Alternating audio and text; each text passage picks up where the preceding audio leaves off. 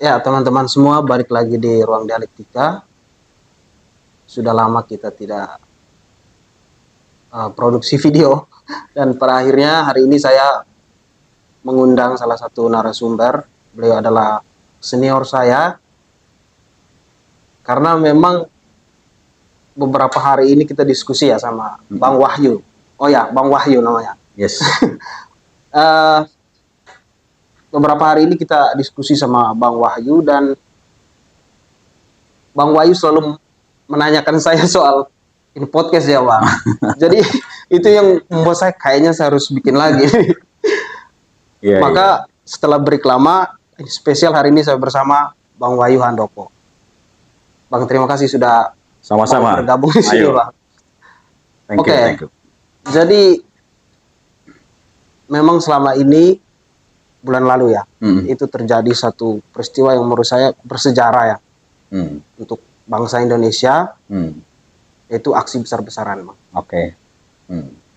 Itu kan bermula dari Pati ya, Bang. Dari Pati yang kemudian di mana Bupati Pati itu sendiri mencoba untuk menantang masyarakat, lalu bergeser ke Jakarta. Di Jakarta juga masih hal yang sama. Ada ucapan-ucapan yang dianggap kurang berempati. Lalu kemudian menjalar ke beberapa kota di Indonesia. Artinya poinnya di sini ada ucapan bahasa ya yang dianggap tidak berempati. Kira-kira Bang, kenapa sampai hanya gara-gara ucapan bahasa masyarakat bisa semarah itu?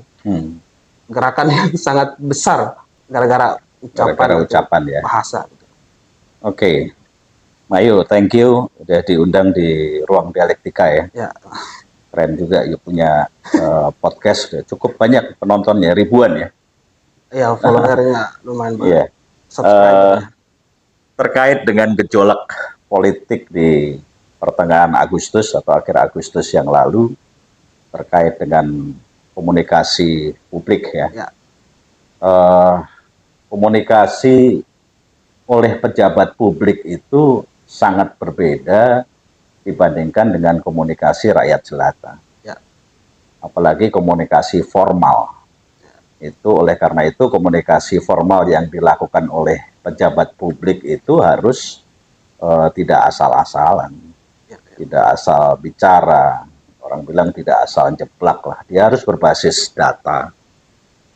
Dan juga disampaikan secara empati, secara elegan. Tidak arogan, tidak menantang rakyat. Layaknya bagaimana kita belajar komunikasi politik. Mereka harus belajar kayak ini. Saya pikir pekerjaan tidak saja eksekutif pemerintahan, tapi barangkali partai politik juga mesti punya agenda ya kaitannya dengan pelatihan-pelatihan ya secara simultan begitu agar menjadi pejabat publik itu sekali lagi seperti yang saya sampaikan tadi, menyampaikan pesan-pesan dengan elegan berbasis data. Nah, pada kasusnya sendiri, kalau Mayo baca tulisan saya di bulan Maret, saya itu sudah mencoba ya bulan Maret itu di salah satu media online cukup besar. Itu ada kurang lebih sekitar 15 atau 16-an saya punya catatan kritis ya. Yang nomor 1 itu praktek demokrasi yang terjadi di Indonesia, pemerintahan Prabowo Gibran boleh menang secara elektoral, tetapi banyak masyarakat melihat ada cacat secara moral. Ini kan menjadi tabungan permasalahan yang suatu saat bisa saja akan meledak. Yang kedua, di bulan Januari, Februari di awal tahun lalu sampai dengan sebelum terjadi itu PHK massal besar-besaran. 44 ribuan, tidak saja di Jakarta, Bogor, Depok, Tangerang, Bekasi, Serang, Jabodetabek, tapi juga di kota-kota besar.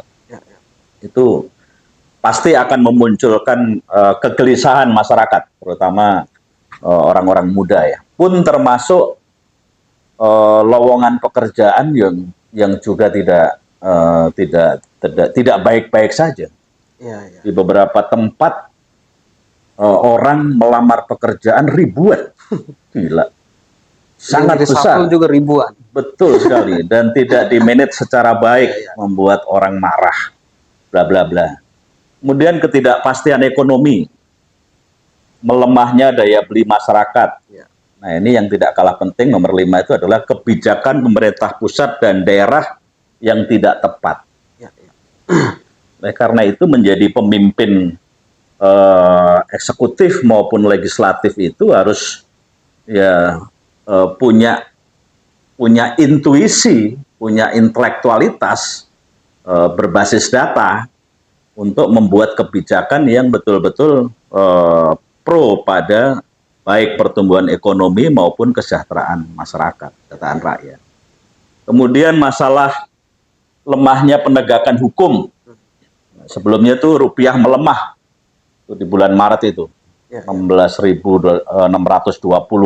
Ya, ya. Pasti mempengaruhi iklim investasi. Ya. Kemudian lemahnya penegakan hukum, korupsi terjadi di mana-mana. Ya, sampai sebelum meledak itu ya kita sama-sama tahu lah. Mantan wamen pun ditangkap ya. Kemudian RUU perampasan aset yang tidak jelas tindak lanjutnya pada waktu itu, ya sebelum case itu terjadi, belum kerusuhan itu terjadi. Pelanggaran HAM masih terjadi. Orang barangkali tidak mencermati kasus di Papua, pembunuhan guru di Papua Pegunungan. Pengesahan undang-undang TNI yang mengabaikan suara-suara kritis dari kalangan sipil, kelompok cendekiawan. Cendekiawan itu kalau berpikir, menganalisa, kemudian membuat tulisan-tulisan atau podcast dan segala macam itu dianggap omon-omon aja, dianggap nggak penting lah, katanya itu kelompok 15-16% katanya, dianggap tidak terlalu penting lah. Padahal kita mengkhawatirkan jangan-jangan kebijakan seperti itu akan menumbuhkan suasana seperti di masa Orde Baru, masa represif. Itu kekhawatiran kita juga. Reformasi itu adalah perjuangan yang tidak mudah.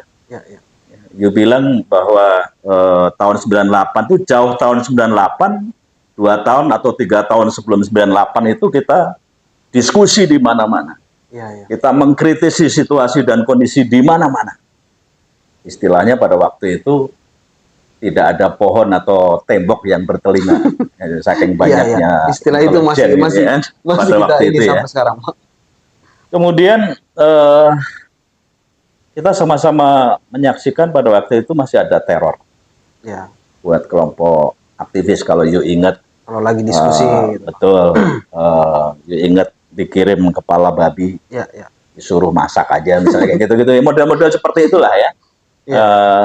Kemudian masalah efisiensi anggaran yang dilakukan oleh pemerintah. Tanpa disadari, kebijakan itu merembet ke pemerintah daerah. Dan celakanya pemerintah daerah juga tidak bijak, tidak cerdas, mengambil sikap seperti kasus yang dibilang tadi di Pati, menaikkan pajak di beberapa daerah yang rakyat marah. Kita ini ekonomi susah, cari duit susah, cari kerja susah, masih punya dipajakin. Itu kan kacau dengan ucapan-ucapan tambah lagi nantang rakyat lagi. Rakyatnya udah sudah lapar, sudah gelisah, ditantang. Lo tantang pula, lo pikir gimana ini? Ini kan tidak arif ya, tidak bijaksana ya. Nah, kemiskinan masih nampak di mana-mana, di kota-kota besar. Faktual terjadi, kita sama-sama bisa lihat. So, jangan hanya mengacu kepada data BPS yang di kisaran 24.000 sekian, tapi kalau kita melihat fenomena gunung es itu yang miskin jauh lebih besar daripada data yang ditampilkan oleh pemerintah. Faktual. Dan tidak cukup rasanya pemerintah mengambil kebijakan dari angka kemiskinan itu sekedar ngasih bantuan, sembako, segala macam gitu ya. Mungkin bagi rakyat miskin sesaat itu dirasakan, tapi jangan lupa kelompok menengah Ya. Kelompok menengah itu kan bantuan sosial itu minimalis juga, nyaris nggak dapat di satu sisi. Ya. Kemudian di atas mau ke atas dia susah untuk mencari pekerjaan, mencari penghasilan lebih. Maka case yang kemarin terjadi itu ya gabungan dari kelompok kelas kecil maupun kelas menengah bersama-sama dengan kepentingan yang kurang lebih sama, kemudian berjuang. Berarti yang dijawab abang ini menjawab pertanyaan nomor 2 sebetulnya. Sudah artinya ada faktor-faktor lain ya yang mempengaruhi sampai aksi besar-besaran ini. Iya. Bukan sekedar ucapan verbal, tapi aneka kebijakan yang dibuat secara emosional tanpa berbasis data yang jelas, apalagi hanya sekedar politis, ya pasti akan diolah atau digoreng oleh lawan politiknya, kira-kira kayak gitu. Saya coba teruskan sedikit ya. Oke, silakan Bang. Yang case yang saya cermati ya. Kemudian aparatur negara tuh nggak boleh berhenti hanya di permukaan, sekedar pemberitaan. Kita lihat case kejahatan lingkungan. Kita sama-sama dengar tentang pagar laut. Siapa yang menjadi korban? Bukannya kelompok oligarki, kelompok yang elitis, tapi justru kelompok yang menengah bawah, kecil, birokrasi tingkat kecil, masyarakat kecil, dan masyarakat di sekitar juga. Kemudian waktu itu kami juga bersama dengan teman-teman ojek online, yang mereka juga sedang memperjuangkan payung hukum yang nggak jelas. Mereka dengan peluh keringat dan air mata di jalanan, panas terik dia jalanin, tapi oknum-oknum di pemerintahan merasakan jerih payahnya dia dengan potongan yang gila-gilaan, yang nilainya sangat besar. Sementara payung hukum nggak jelas untuk dia lanjut mencari kerja kan, karena potongan yang demikian besar itu kan. Nah, itu kan menambah kegelisahan. Itu mungkin yang kemarin mengakibatkan abang-abang Grab juga termasuk masif ya untuk ikut sekalian tempur sekalian tempur. Oleh karena itu saya katakan di situ bahwa payung hukum bagi pengemudi online itu saya kira mutlak diperlukan, dan ya DPR tidak boleh risih, legislatif tidak boleh risih untuk membuka pintu dialog, pun termasuk eksekutif. Eksekutif juga harus punya empati, punya tanggung jawab sosial untuk membuat kebijakan yang pro pada masyarakat banyak ya. Bagi aplikatornya yang merasa diuntungkan, bagi pengemudi online-nya juga diuntungkan, masyarakat yang menggunakan juga merasa tidak terlalu mahal. Oleh karena itu, ya memang negara harus hadir. Aparatur negara terkait apapun kebijakan harus punya kualitas, harus punya integritas, bermartabat, kira-kira kayak gitu, Mayo. Oke Bang, poin-poin yang abang sampaikan cukup ini clear lah ya Bang. Itu Maret saya buat. Iya, itu yang mengakibatkan, maksud saya itu beberapa faktor lain yang mengakibatkan aksi besar-besaran yang kemarin itu ya Bang. Lalu abang, setelah abang menyampaikan beberapa poin yang cukup kritis dan panjang tadi, kira-kira Bang, setelah aksi besar-besaran yang terjadi beberapa hari yang lalu itu, apakah hari ini pemerintah mengevaluasi diri atau tidak Bang? Menurut abang, apa tanda-tandanya kalau mereka mengevaluasi diri dan ataupun tidak mengevaluasi diri? Kalau saya perhatikan dengan kasus kemarin, setidaknya saya lihat figur terutama presiden ya, itu cukup cepat mengambil sikap ya. Kemudian dia memanggil orang-orang partai yang pro pemerintahan misalnya, kemudian termasuk DPR, cukup responsif mendengarkan suara rakyat, jeritan rakyat. Tapi sekali lagi bagi saya yang juga mantan aktivis, saya orangnya nggak percaya 100% gitu. Harus dikawal gitu ya. Nah kan sekarang jangan hanya manis di bibir gitu kan. Ada dugaan bahwa itu hanya untuk meredakan sesaat gitu kan. menenangkan hati masyarakat untuk Ya, ya, ya. untuk sesaat aja. Ya, orang-orang muda terutama orang-orang yang apa ya, yang punya jiwa gerakan, rasanya tidak boleh percaya 100%. Ya, ya. Apa yang menjadi janji-janji eksekutif maupun legislatif harus dikawal. Itu kalau ngomong bahasa manajemennya ada plan, ada do, ada check, ada action, ada controllingnya, Ya, ya. di monitoring terus. Kita nggak apa-apa kita rewel, kita cerewet, tapi perjuangan kita semata-mata untuk kesejahteraan rakyat, Ya, ya. bukan untuk ego, bukan untuk diri kita sendiri. Kira-kira kayak gitu. Ya, ya. Kira-kira Bang, apa tanda yang paling nampak bahwa si pemerintah ini mulai pelan-pelan dia berubah, Bang?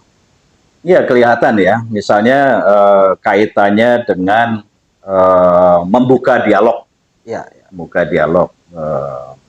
Saya perhatikan di parlemen sudah ada perwakilan aktivis, perwakilan mahasiswa, perwakilan ormas yang diundang untuk dialog interaktif. Ya. Cuman, Mayo, ini ada cumannya. Oke. Mudah-mudahan aktivis gerakan dari manapun dia, Ya. entah itu ormas, yang dulu namanya Gegap Gempita, kelompok Cipayung lah, Ya. Ya jangan masuk angin. Ya, ya, ya. Ya sih, itu paling penting. Jangan masuk angin, jangan pragmatis, Ya, ya. jangan menggadaikan idealisme Ya. aktivis gerakan hanya karena rupiah yang menurut saya, mohon maaf lah, merusak idealisme. Ya, ya, ya. Nah, saya memperhatikan teman-teman gerakan mahasiswa mayoritas tidak tergoda, Ya. mayoritas. Ya. Tapi adalah yang kecil-kecil itu masih, Nah itu yang membuat keprihatinan. Ya, ya, Bang. Mudah-mudahan di organisasi tempat kami berjuang dulu tidak terkontaminasi. Ya, ya. Mudah-mudahan. Kira-kira gitu, Mayu. Lalu Bang, sebagai masyarakat, Abang bilang tadi kan nggak boleh percaya sepenuhnya ya. Ya, ya, Mesti harus ya. jaga-jaga. Iya, betul. Sebagai aktivis harus begitu memang, Iya, harus, iya, harus iya. mencurigai terus kan. Iya, iya, iya. Nah, proporsional lah. Ya, ya. Ya. Apa kira-kira yang harus dibuat oleh masyarakat ini ke depan untuk mengkontrol itu? Ya. Mengkontrol ini kebijakan atau janji-janjinya Ya. dari pemerintah. Budaya membaca di kalangan kaum muda, di kalangan mahasiswa itu juga harus ditingkatkan. Jadi kita, karena kasusnya ini banyak hal, misalnya kaitannya dengan ekonomi. Ya mau tidak mau, suka tidak suka, kita harus diskusi dengan pakar-pakar ekonomi.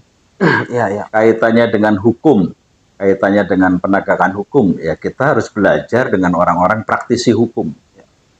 Kaitannya dengan politik, kita harus belajar juga dengan teman-teman yang punya wawasan politik. Ya. Baik dia di trias politika lah, di eksekutifnya, di legislatifnya atau yudikatifnya. Suasana diskusi seperti itu harus dibangun. Bukan berhenti di diskusinya. Setelah kita membaca buku, setelah kita berdiskusi, bla bla bla, kemudian kita membuat rumusan. Membuat rumusan untuk kita perjuangkan. Ya. Ini yang kita perjuangkan ini sudah sesuai belum dengan kajian kita bersama? Atau jangan-jangan agendanya mereka masing-masing. Nah itulah, mudah-mudahan adik-adik saya, teman-teman muda itu masih punya apa ya, masih senang dengan diskusi, kelompok-kelompok diskusi, dan tentu basicnya membaca. Ya kan, kalau malas membaca ya susah juga. Ya. Kayak gitu, Mayu. Ya, Abang, kalau misalnya belum berubah nih, masih hal yang sama misalnya dilakukan oleh pemerintah, apakah perlu jilid 2 apa aksinya? Tidak tertutup kemungkinan. Iya, ya. Nggak tertutup kemungkinan. Saya tidak hendak untuk memprovokasi, tidak. Tapi itu hukum alam. Iya, ya. Ya, sepanjang suara kenabian ini dari kalangan pemuda mahasiswa tidak didengar, kalangan cendekiawan tidak dengar, nggak tertutup kemungkinan itu akan meledak lagi, akan terjadi lagi. Maka butuh tadi monitoring, butuh tadi pengawasan. Itu. Dan jangan masuk angin, yang ngawasin. Ya harapannya mahasiswa sih yang Iya, iya, iya. punya energi yang masih Lah, muda. katanya kan masih mahasiswa agen perubahan. Ya. Kalau dibilang agen perubahan terkontaminasi dengan pragmatisme, ya susah mau berubah bagaimana, tetap aja rusak nih negara ini. Ya, Kira-kira kan kayak gitu. Kita senang kalau negara ini maju. ya. Kita senang kalau rakyat sehat, ya kan, lewat program MBG segala macam itu oke lah, itu program bagus menurut saya. Tapi kan persoalannya juga monitoring, masih banyak sekali perlu dilakukan pengawasan ya, karena di bawah di lapangan itu distribusi masih terlambat. Yang kita dengar sebagian juga masih katanya basi, ada yang katanya keracunan. Nah, itu butuh monitoring. Ya. Mungkin teman-teman muda mahasiswa juga nggak ada salahnya juga bergerak untuk mengawasi itu. Ya. Jangan sampai program atau kegiatan yang baik ini yang diinisiasi oleh Presiden, oleh Pak Prabowo, dirusak oleh orang-orang yang punya kepentingan sempit, semata-mata cuman rupiah recehan lah. Ya. Gitu menurut saya, Mayu. Oke, baik Abang, tadi menarik sekali ya, poin-poin yang disampaikan cukup clear ya. Ini saya pikir kalau didengar sama DPR atau pemerintah kayaknya ya mudah-mudahan ngeri juga. Saya banyak relasi, banyak kawan, banyak adik-adik yang di DPR. Tentu saya senang. Saya senang dengan orang-orang yang duduk di sana. Tapi ya sekedar mengingatkan untuk tetap mendengarkan suara rakyat. Preferential option for the poor ya. Orang-orang nggak usah ngomong di daerah-daerah terpencil ya. Di daerah-daerah perkotaan, orang-orang miskin kota ini juga perlu diangkat derajatnya. Kira-kira gitu, Mai. Oke, baik Abang. Karena tadi di awal Abang bilang harus dipersingkat diskusinya dan yang penting langsung ke poin intinya. Oke lah Bang. Sebagai penutup saya ingin Abang coba memberikan pesan ya untuk kedepannya, untuk pemerintah dan masyarakat sebagai kontrol kebijakan Abang. Ya, sekali lagi siapapun yang berjuang untuk kesejahteraan rakyat yang di pusat kekuasaan, apakah itu pemerintahan, eksekutif, legislatif maupun yudikatif, jaga komunikasi politik ya, sebagai pejabat publik untuk memberikan suara-suara yang memberikan harapan yang clear untuk sungguh-sungguh memperjuangkan kesejahteraan rakyat, bukan plastis, bukan lip service, pemanis kata-kata, pemanis pidato, apalagi kalau ngomong tentang Pancasila, bla bla bla itu. Ayo kita buktikan aja. Ya. Kita buktikan bahwa kita benar-benar menjiwai Pancasila, Undang-Undang Dasar 45 dan Negara Kesatuan Republik Indonesia dalam keberagaman, kebinekaan. Ayo kita angkat kesejahteraan rakyat. Dan untuk para petarung muda, saya bilang petarung muda seperti dirimu ya, seperti mahasiswa. Jujur saya khawatir. Ya, saya apresiasi kepada orang-orang yang murni berjuang untuk mengawal pemenuhan kesejahteraan rakyat. Dan untuk adik-adik saya yang kaum muda dan mahasiswa yang berkomunikasi dengan eksekutif maupun legislatif, hati nurani jaga. Ya, hati nurani jaga, jangan sampai dirusak dengan kepentingan sempit, kepentingan murahan, pragmatisme. Kira-kira gitu, Mai. Oke, Abang. Terima kasih itu banyak untuk waktunya. Oke. Terima kasih. Sukses selalu Terima kasih, podcastmu. Oke.